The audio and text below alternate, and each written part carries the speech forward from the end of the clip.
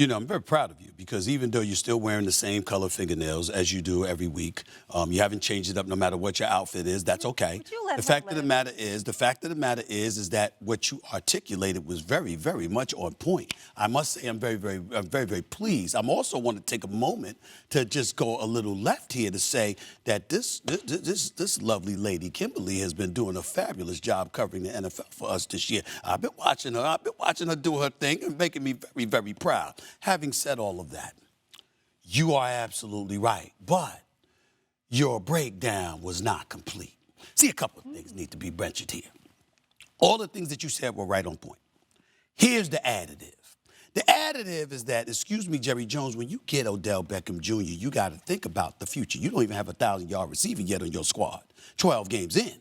CeeDee Lamb is your leading receiver. He's got, 928 yards? Your second leading receiver on the team has 399 yards, and that's Noah Brown. Come on now. So you need all the help that you can get. And even if you don't get Odell for this season, the fact of the matter is you'd have him locked in for next season because that's what you should be thinking about, not just this year, but beyond. And Jerry Jones being a bit short-sighted here kind of surprises me. So I think that's important to point out. I also think it's important to point out that regardless of what the public per se may think about Odell Beckham Jr., and they're wrong, by the way, because he is a good guy, doesn't get in any trouble. He might be a headache from time to time, but damn it, that's what aspirin and Advil and Tylenol are for, okay? Figure it out, okay? The fact of the matter is that he doesn't get in any trouble, okay? He goes out on the field. He balls when he's healthy, okay? When he's not healthy, which is quite too often, and I get that part. But he does have a positive impact on a locker room as well. So he's the kind of guy guys want to be around, doggy. They want to be around him. They like to fraternize with him. They like to socialize with him. They like talking to him. They ain't just go to the Mavs game the other day just because they're recruiting him. They genuinely like him. And I know because I know him and I like him. And I'm telling you, he's a really good guy. And so when you look at it from that perspective, the fact that you could have somebody so electrifying going in the next season healthy with the squad that you already have in place, if you're Jerry Jones, that's how you should be thinking, as opposed to, there's got to be somebody right now. Well, who the hell is out there right now that you could pencil in that you know is going to be able to deliver for you? I think it's very short-sighted on the part of Jerry Jones. But having said that, I'm happy because we know I ain't root for them damn Cowboy fans. And as a result of that, if you don't bring Odell Beckham Jr., it doesn't elevate your chances, okay? It leaves you right where you are, which works for me. So keep thinking like that, Jerry. It is not the wisest decision. If I were you, I'd go get Odell Beckham Jr. It is not the wisest decision, but go ahead and do it because I don't mind when the Cowboys are unwise. You know, why would anybody get Odell Beckham for 2023 when the team in December in 2022 is 9-3? Who cares? I'm not worried about next September. What are you worried about next September for? I said Jerry That's should ridiculous. be They haven't won a playoff game in a million years.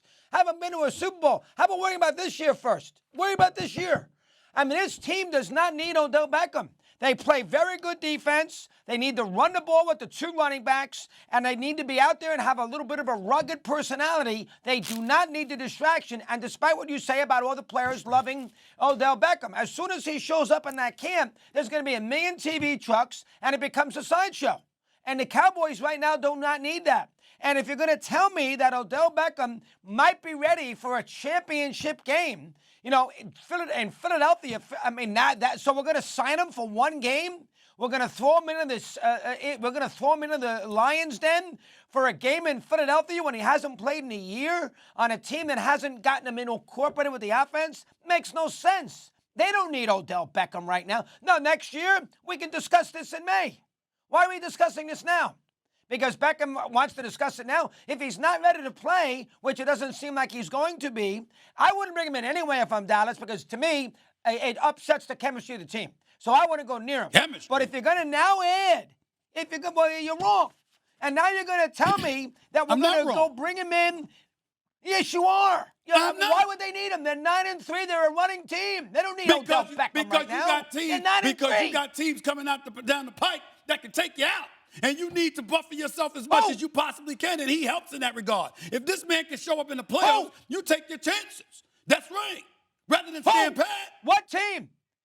They beat Philadelphia. Minnesota 40-3. What team? Philadelphia What team? and San Francisco, to be specific. San Francisco's got you and me playing quarterback right now. Forget that. Purdy What looked team? good. Purdy looked good. Purdy looked good, doggy.